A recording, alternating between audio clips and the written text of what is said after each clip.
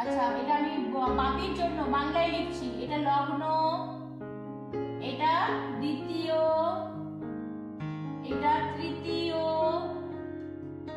এটা চতুর্থ,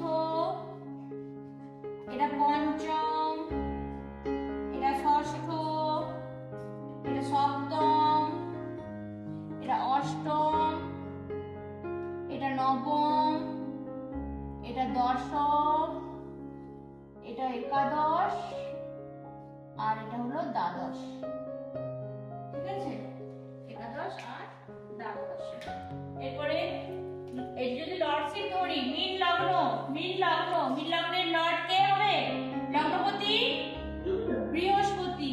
হ্যাঁ, দ্বিতীয় পতি মঙ্গল, তৃতীয় পতি শুক্র, চতুর্থ পতি বুধ, পঞ্চম পতি চন্দ্র, ষষ্ঠ পতি রবি, সপ্তম পতি বুধ, অষ্টম পতি শুক্র, নবম পতি মঙ্গল, দশম পতি বৃহস্পতি, একাদশ পতি শনি, আর দ্বাদশ পতিও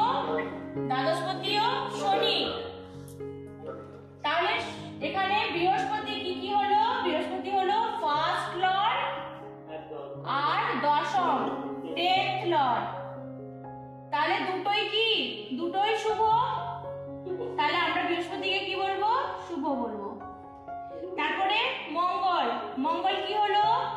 সেকেন্ড লর্ড, মঙ্গল হলো সেকেন্ড লর্ড, আর কি সেকেন্ড লর্ড, আর কি নবম 9th লর্ড, তাই তো? তাহলে সেকেন্ড হিসাবে কি? নিরপেক্ষ, আর নবম হিসাবে শুভ, ত্রিকোণপতি। তাহলে দুটো মিলিয়ে কি বলবো? শুভই বলবো মঙ্গলকে।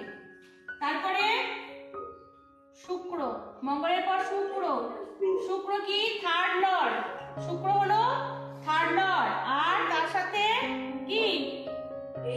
8th Lord. তাহলে থার্ড লর্ড হিসাবেও অশুভ, আর 8th লর্ড হিসাবেও অশুভ। দুটো মিলিয়ে কি বলবো? অশুভ, অতি অশুভ।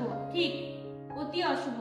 আচ্ছা, শুক্র। তারপরে বুধ, বুধ কি হলো? বুধ হলো চতুর্থ পতি, 4th লর্ড আর 7th লর্ড। তাহলে 4th লর্ড হিসাবে আমরা কি বলবো? শুভ বলবো, আর 7th লর্ড হিসাবে নিরপেক্ষ বলবো। কেন না? মারক বটে, মারক প্লাস বাধক। কি এটা? মারক প্লাস বাধক। সেই জন্য আমরা এখানে কি বলবো? শুভ বললেও এটা অ্যাকচুয়ালি শুভ ফল দেবে না, নিরপেক্ষ ফল দেবে। কেন বলুন তো? কেন বলুন? আচ্ছা, কারণ বৃহস্পতির ফ্রেন্ডশিপও নয়, বৃহস্পতির ফ্রেন্ড নয় বুধ। আর তাছাড়া কি? বুধ যেমন অন্য দলেও হলো। আর একটা ব্যাপার, সেটা বুধ কিন্তু নৈসর্গিক শুভ গ্রহ, নৈসর্গিক শুভ গ্রহ, এমনিতে শুভ। কিন্তু এ কেমন শুভ? শুভ হচ্ছে যখন শুভ গ্রহের সাথে বুধ থাকে তখন কিন্তু বুধ খুবই শুভ। যখন শুভ গ্রহের সাথে থাকে তখন খুব শুভ, কিন্তু যখন অশুভ গ্রহের সাথে বুধ চলে আসে তখন কিন্তু সে অশুভ রেজাল্ট দেয়। ঠিক আছে? তাহলে সেই হিসাবে আমরা কি বলতে পারি? না, বুধ এখানে আমরা নিরপেক্ষ ধরলাম বুধকে। আচ্ছা, চন্দ্র, চন্দ্র কি হবে? চন্দ্র পঞ্চম পতি, 5th লর্ড, 5th লর্ড হিসাবে কি বলবো? শুভ বলবো। আচ্ছা, রবি, রবিকে রবি এখানে ষষ্ঠ পতি, 6th লর্ড, 6th লর্ড হিসাবে কি বলবো? অশুভ বলবো। হ্যাঁ, আর কে রইলো? শনি, শনি, শনি হলো দশম, 10th লর্ড, 11th লর্ড, আর হচ্ছে 12th লর্ড, 11th লর্ড আর হচ্ছে 12th লর্ড। তাহলে 11th হিসাবে অশুভ, আর 12th হিসাবে নিরপেক্ষ। দুটো মিলিয়ে আমরা বলতে পারি শনিকে এখানে অশুভ, দুটো মিলিয়ে অশুভ। আচ্ছা, এখানে যেটা কথা সেটা হচ্ছে, দেখুন মঙ্গল, মঙ্গল কিন্তু নৈসর্গিক অশুভ গ্রহ, কিন্তু মঙ্গল বৃহস্পতির মিত্র গ্রহ, তাই তো? বৃহস্পতির মিত্রদের মধ্যে কে কে আছে? রবি আছে, চন্দ্র আছে, আর মঙ্গল আছে। রবি, চন্দ্র, মঙ্গল, এগুলো হচ্ছে বৃহস্পতির দলের গ্রুপের মধ্যে আছে। তো সেই হিসাবে মঙ্গল এখানে নিরপেক্ষ আর শুভ, আমরা শুভ ফলটাই ধরবো যেহেতু মিত্র গ্রহ, ঠিক আছে। আচ্ছা, শুক্র এখানে অতীব অশুভ হলো, শুক্র 3rd লর্ড আর 8th লর্ড দুটো মিলিয়ে কিন্তু শুক্র খুবই অশুভ, এবং শুক্র আমরা জানি বৃহস্পতির চরম শত্রু।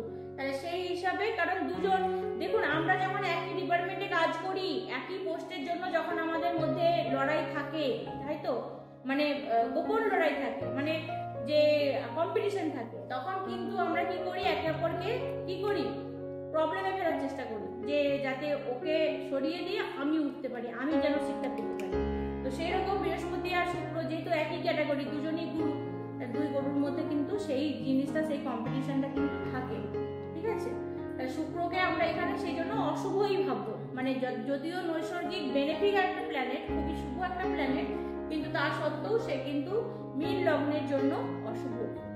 আর বুধ নিরপেক্ষ বললাম, কারণ বুধ শুভ, এখানে দেখাচ্ছে শুভ আর নিরপেক্ষের মধ্যে শুভ, কিন্তু যেহেতু মানে শুভ ভাবটা শুভ, সে আমরা নিরপেক্ষই ভাবতে পারি, মানে মোটামুটি নিরপেক্ষ একটা রেজাল্ট দেবে। আচ্ছা, চন্দ্র 5th লর্ড, সেই 5th লর্ড হিসেবে এমনিতেও বন্ধু, তারপরে আবার 5th লর্ড, সেই হিসাবে খুবই শুভ। চন্দ্র এখানে কিন্তু রাজ্য ক্রিয়েট করে। আচ্ছা, যদি চন্দ্রের প্লেসমেন্ট কেন্দ্রে হয়ে যায় তাহলে এটা রাজ্য ক্রিয়েট করবে, ঠিক আছে। না হলেও যদি যে কোনো ঘরেই থাকুক চন্দ্র একটু ভালো ফলই দেওয়ার চেষ্টা করে। আচ্ছা, রবি 6th লর্ড হিসাবে কিন্তু এখানে অশুভ, আর শনি 11th লর্ড আর 12th লর্ড দুটো মিলিয়ে কিন্তু অশুভ। এরপর একটা জিনিস বলছি, সেটা হচ্ছে যে বিপরীত রাজ্য। বিপরীত রাজ্যের কনসেপ্টটা আপনাদেরকে বলা হয়নি। বিপরীত রাজ্য হলো 6 8 12, এই তিনটে ভাব তো আমরা খারাপ বলেছি। এরপর দেখুন, ষষ্ঠপতি গিয়ে বসলো অষ্টমে, বা অষ্টমপতি গিয়ে বসলো ষষ্ঠে, বা ষষ্ঠপতি গিয়ে বসলো দ্বাদশে, বা দ্বাদশপতি ষষ্ঠে বা অষ্টমে, বা অষ্টমপতি বসলো ষষ্ঠে অথবা দ্বাদশে। এইরকম যখন একটা ক্রিয়েট হবে না, যখন একটা ত্রিক লর্ড আর একটা ত্রিক ভাবেই গিয়ে বসলো, তখন কিন্তু সেটা বিপরীত রাজ্য ক্রিয়েট করে। কি বললাম, বোঝা গেল জিনিসটা?